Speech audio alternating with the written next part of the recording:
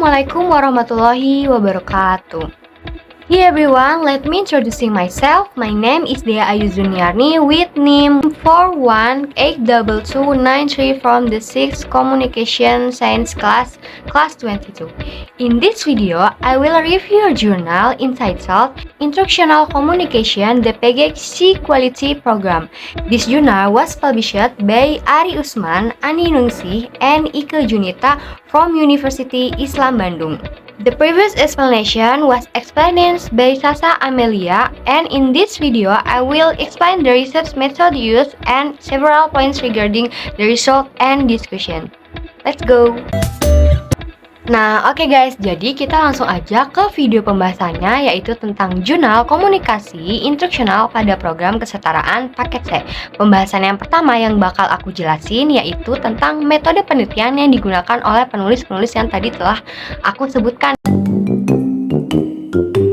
Di sini, penulis itu menggunakan metode kualitatif berparadigma konstruktivisme yang dimana penulis ini bertujuan untuk memahami fenomena dalam konteks spesifik yang berfokus pada subjektivitas partisipan, mengeksplorasi berbagai interpretasi realitas, dan menyoroti realitas yang dibentuk melalui interaksi sosial nih. Pengumpulan data yang digunakan yaitu dengan observasi wawancara serta studi kepustakaan. Nah, siapa sih yang penulis wawancarai? Nah, yang penulis wawancara ini ada Ibu Harti selaku Ketua PKBM Patra Komala Bandung dan juga dua orang tutor yakni Ibu Nining dan juga Ibu Dini. Selain itu, penulis juga mencoba untuk mewawancarai 5 peserta didik PKBM Patra Komala Bandung. Untuk objek penelitian yang digunakan sendiri, penulis ini menggunakan komunikasi instruksional antara tutor dan peserta didik. Yang diliti itu ada banyak banget nih, mulai dari interaksi tutor dan peserta didik, terus juga metode komunikasi instruksionalnya, dan juga media yang digunakan belajar di PKBM Patra Komala Bandung ini, serta hambatan-hambatan yang dilalui oleh peserta didik maupun tutornya. Oke teman-teman, selanjutnya aku bakal bahas mengenai hasil dan pembahasan yang didapatkan dari jurnal ini. Yang pertama yaitu ada interaksi tutor dengan peserta didik dalam proses komunikasi instruksional. Nah, interaksi ini adalah hubungan timbal balik antara individu untuk mencapai tujuan bersama dalam konteks komunikasi instruksional. Interaksi ini melibatkan komunikasi antara tutor dengan peserta didik yang ada di Patra Komala Bandung. Ada 3 model utama dalam komunikasi instruksional. Nah, yang pertama yaitu ada komunikasi sebagai tindakan. Model ini menganggap komunikasi sebagai proses linear di mana tutor mengirim pesan kepada peserta didik tanpa umpan balik. Peserta didik tidak berikan kesempatan untuk merespon. Nah, yang kedua yaitu ada komunikasi sebagai interaksi. Model ini memperkenalkan konsep umpan balik di mana peserta didik dapat merespon pesan dari tutor. Nah, ini membuat proses komunikasi jauh lebih dinamis dibandingkan yang nomor 1 tadi. 3 yaitu ada komunikasi sebagai transaksi. Nah, di sini baik tutor maupun peserta didik nih secara simultan bertindak sebagai pengirim dan penerima pesan seperti berbagi ide, berbagi pendapat, dan juga perasaan secara terbuka.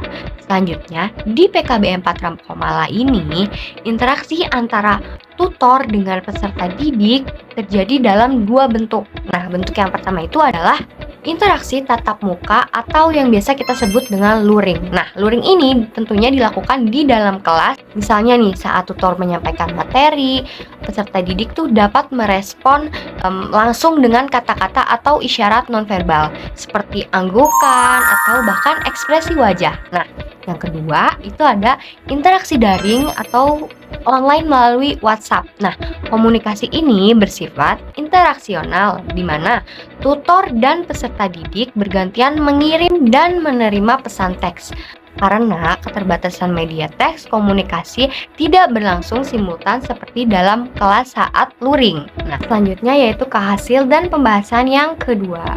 penerapan metode pembelajaran dalam proses komunikasi instruksional. Nah, di PKBM Patra Komala Bandung, tutor memiliki kewenangan penuh untuk menentukan metode pembelajaran atau metode instruksional yang digunakan, karena mereka yang paling memahami situasi saat berada di kelas gitu dan karakteristik dari peserta didiknya. Nah, selanjutnya yaitu metode pembelajaran selama pandemi COVID-19. Selama pandemi, PKBM Patra Komala ini menerapkan 4 metode pembelajaran utama. Yang pertama yaitu ada pembelajaran mandiri, pemberian tugas, terus ada juga ceramah, dan yang terakhir itu ada mengenai tanya jawab. Nah, pembahasan pertama yang bakal aku jelasin yaitu mengenai pembelajaran mandiri. Pembelajaran mandiri sendiri ini cocok untuk peserta didik yang sudah bekerja dan sulit hadir di pertemuan-pertemuan kelas, apalagi pada pertemuan luring atau offline gitu. Selanjutnya yaitu ada pemberian tugas. Nah, untuk pemberian tugas ini, metode ini dilanjutkan dengan pembelajaran mandiri dengan tugas akhir. Nah, biasanya tuh tugasnya ada di akhir modulnya gitu. Peserta didik biasanya mengerjakan tugas di secara daring atau secara langsung lalu mengumpulkan hasilnya. Nah, selanjutnya yaitu ada ceramah. Nah, selama pandemi, ceramah ini diselipkan saat membahas jawaban soal-soal peserta didik setelah metode pembelajaran mandiri dan pemberian tugas.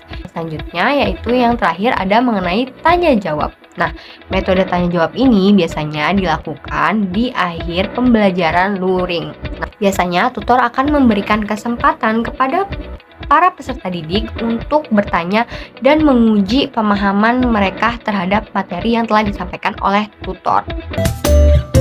Okay guys, that's all from me. I'm Dea Ayu Juniarni. Sorry if there are any wrong that you don't understand. The next video will be continued by Muhammad Nitaul Ulum. For this, I will take my life. Thank you all.